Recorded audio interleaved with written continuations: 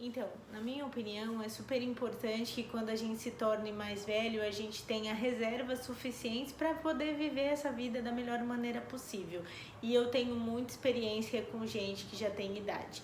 E eu tenho muita experiência com gente que fez atividade física a vida inteira e gente que nunca fez atividade física. É impressionante a diferença, é impressionante o vigor físico de certas pessoas e outras pessoas que não têm vigor físico. É claro que aí você pode me dizer, mas depende da pessoa, porque depende do metabolismo, porque depende do tipo. É óbvio que depende, mas a atividade física sempre vai fazer diferença. Não interessa o quanto a pessoa não gosta ou diga que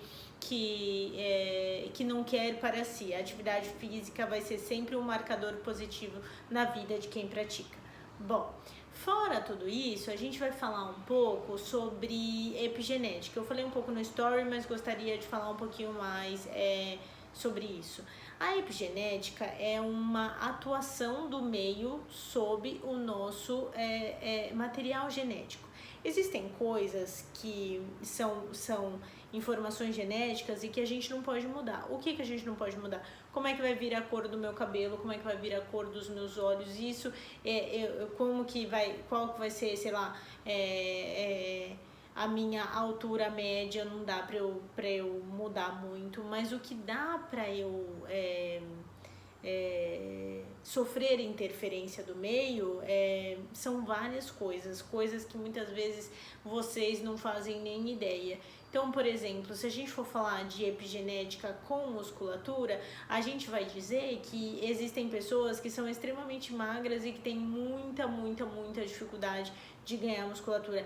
Esse cara vai ser um cara que vai ficar muito grande? Óbvio que não. Mas eu não vou dizer que esse cara que não tem tendência nenhuma para ganhar musculatura não deveria fazer musculação. Muito pelo contrário, ele é o cara que mais deveria fazer musculação. Por quê?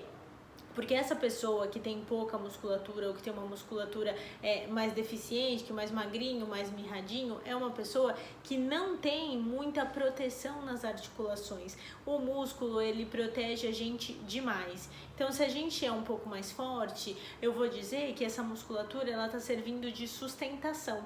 Eu vou dizer que essa musculatura, ela age como estabilizadora, por exemplo, ombro, de quadril, de joelhos. Então, se eu tenho uma musculatura mais forte, eu vou dizer para vocês que as minhas articulações, por exemplo, elas vão sofrer menos. Por que elas vão sofrer menos? Porque o músculo que é forte está protegendo ela e eu não estou dependendo tanto da minha articulação. Quando eu estou falando de coluna, se eu tenho musculatura para vertebral, abdominal, abdominal, para poder me proteger, eu vou dizer para você que as chances de que você tenha uma hérnia de disco são muito menores. E aí eu vou te dizer que se você trabalha, por exemplo, sentado o dia inteiro, você precisa fortalecer essa musculatura. Como? De qualquer jeito? Óbvio que não, né, gente? Vocês precisam de um profissional que vá orientar vocês, porque a gente não sabe como está essa coluna e todo cuidado é pouco quando se diz respeito à nossa saúde, ao nosso corpo. Mas entendem que muitas vezes as pessoas acham que a pessoa que quase não tem musculatura, mas também não engorda, não precisa fazer atividade física. Não, ela precisa para proteção. E uma pessoa que tem muita tendência para engordar, ela já é forte porque ela tem uma musculatura que precisa sustentar, de repente, o peso do corpo dela, que é maior. Sim, mas isso não significa que ela não precise fazer, por exemplo, musculação. Ela precisa fazer musculação porque o aparelho músculo esquelético dela tá sofrendo, porque tá segurando muito peso. Então, o que eu preciso? Eu preciso ativar logo esse metabolismo para ela conseguir perder peso e preciso melhorar essa musculatura para sustentar esse corpo cada vez mais. Cada um tem um tipo de estratégia e cada um precisa de atividade física, e aqui hoje eu tô falando mais de musculação porque a gente tá falando de memória muscular, de uma maneira específica. Mas o fato é que não use como desculpa a sua situação atual ou a sua falta de vontade para que você não crie reservas para o amanhã. porque eu acredito que a vida ela foi nos dada como um presente e muitas vezes a gente trata melhor a nossa casa, o nosso carro, o outro, o amigo, muito melhor do que a gente trata nós mesmos, o nosso corpo. Então é preciso que haja um respeito muito grande com isso que a gente chama de corpo, com isso que a gente chama de eu, com isso que a gente chama de mente, com isso que a gente chama de emoção, de sentimento. É preciso que haja um cuidado intencional. Bom, eu vou só dar uma voltadinha na parte da epigenética, porque eu acho que eu dei uma distraída. Mas a epigenética, como eu disse, é o meio externo atuando na alteração da nossa genética. Então, por exemplo, se eu tenho uma família que tem muitos genes que tem tendência à obesidade, ok? E aí são mais de 200 genes envolvidos com a obesidade. Então, se por exemplo, eu tenho o que todo mundo fala, eu tenho tendência para engordar. Bom, ok, se eu tenho essa tendência para engordar, significa que eu serei gordo? Não, não necessariamente. Se a minha família ela é toda obesa, significa que a minha família tem hábitos alimentares que ativaram os genes da obesidade. E eu nasci nessa família que come demais, que come muito carboidrato, que come muito açúcar, que toma muito refrigerante, que não gosta de fazer exercício. Entende? Existe todo um contexto para que os genes da obesidade sejam ativados e para que essa pessoa seja mais gordinha.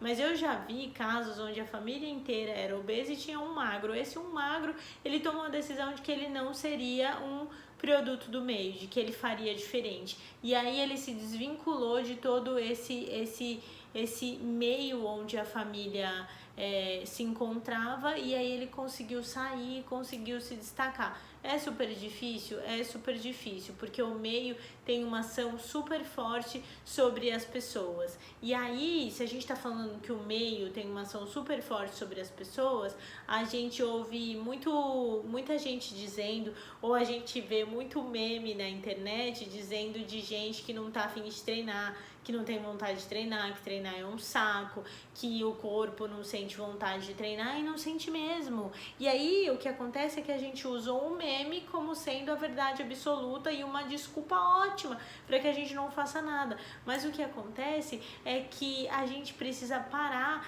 de caçar desculpas e começar a fazer aquilo que seja bom para mim.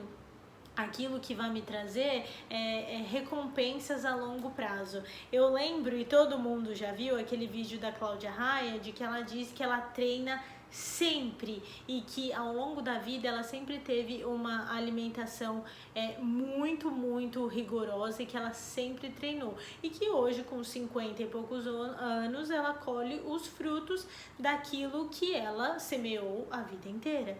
Então, quais são os frutos que você está semeando? Porque assim, muito mais importante é que você faça as coisas com a intenção de se melhorar e de ter uma vida boa a longo prazo. É muito mais importante do que postar, por exemplo, uma foto bonita no Instagram.